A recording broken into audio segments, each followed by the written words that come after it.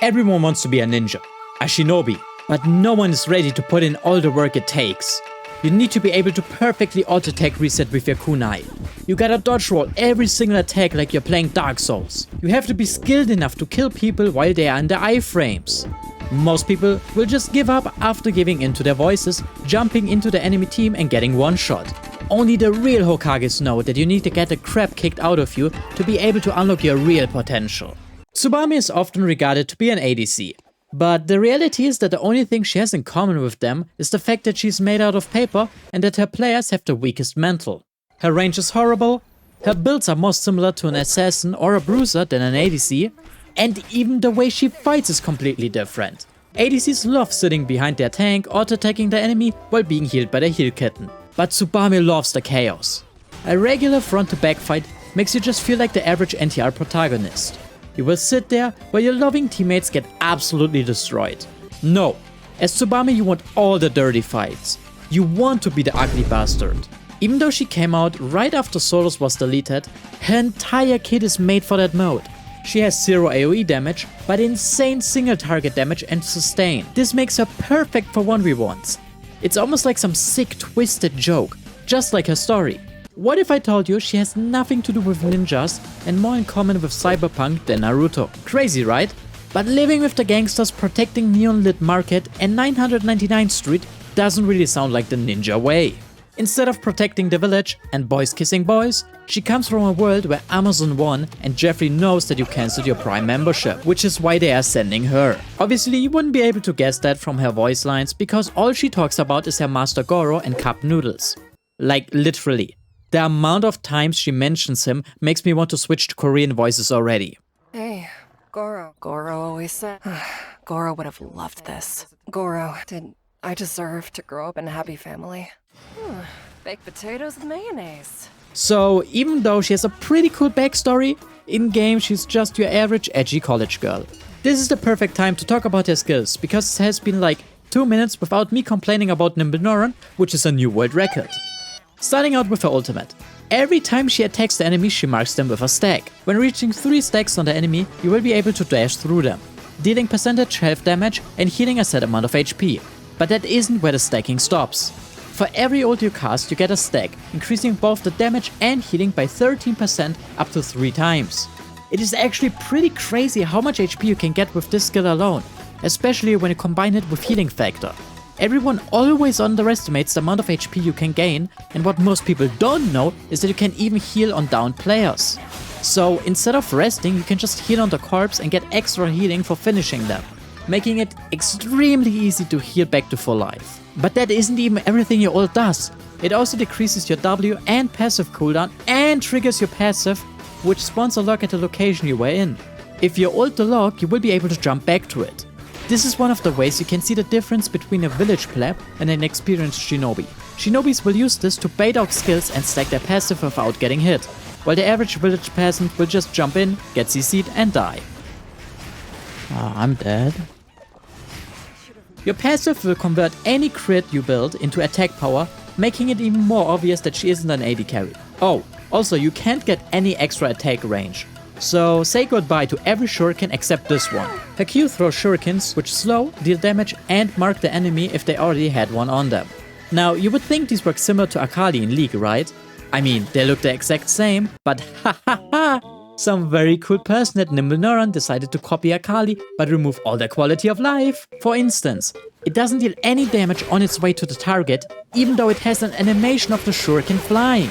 This alone wouldn't be so bad if the Q didn't have a minimum range.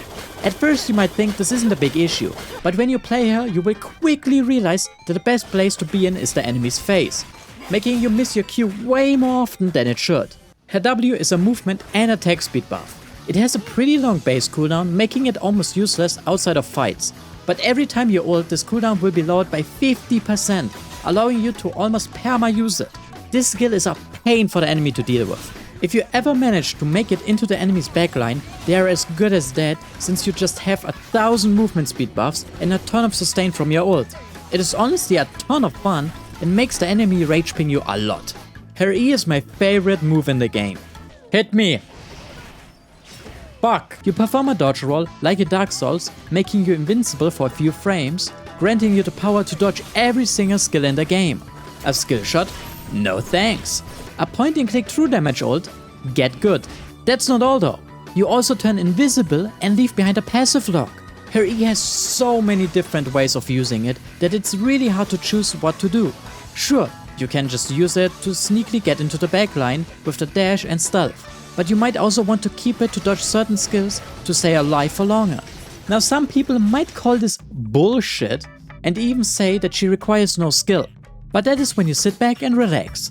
They will pick her and try to show you how easy she is, only to dash into the enemy, get one shot and never talk again. The thing that makes people think Tsubame is brain dead and piss easy is the fact that outside of her Q, she has no skill shots. Her main form of applying stacks and dealing damage is point and click auto attacking. Now you probably wonder what's wrong about this statement if you have never played her. But as a Tsubame veteran, let me tell you that hitboxes in this game make no freaking sense. If enemies are inside of each other, you can literally only click and pray that you're auto-attacking the enemy carry. Oh yeah, and all the fancy kiting you think you can do with your W? Yeah, say bye to that, because if you ever reset your stacks in a fight, you're as good as dead. Another big problem is that you often lose against other enemy carries in a 1v1. That is a huge issue since, like I said earlier, you can't get any extra attack range. So unless you somehow manage to get onto the enemy carry without getting hit, you will die most of the time. What? Bro, this is why Tsubame is very team dependent. If you get a frontliner, you have a lot of options to play the game. You can play it safe and just stack a ton of high AP items that will make you deal a consistent amount of damage while not being too squishy. Or you can go high risk and build a full armor pen, so you can build a tactical armor and get the execute passive to do stuff like this.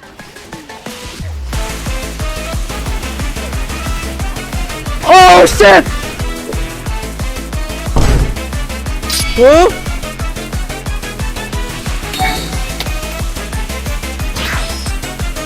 Don't you touch my thighs! No! No, you're not touching thighs!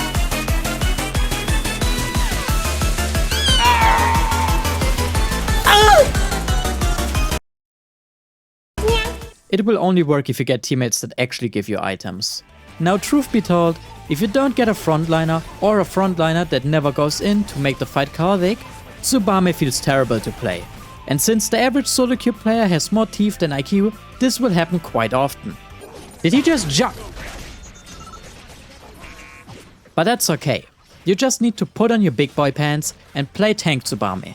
Math nerds will be quick to tell you that Niminoran nerfed her base damage on ult, made her more AP ratio dependent and lowered the amount of damage you get per ult stack. If you ever meet one of these people, don't believe their lies. Listen to me, I only want the best for you. These are forbidden ninja techniques. This is what the people in the village don't want you to know. Pick this build, get level 3 Quake as soon as possible and watch as you destroy the enemy while also taking no damage.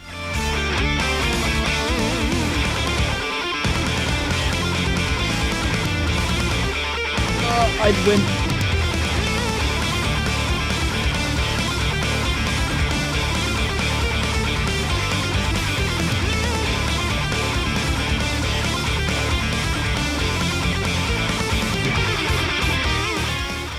If your team happens to ping your items and ask you why you are trolling, formally respond by requesting a snare and telling them to keep themselves safe, since traps are the best way to do that.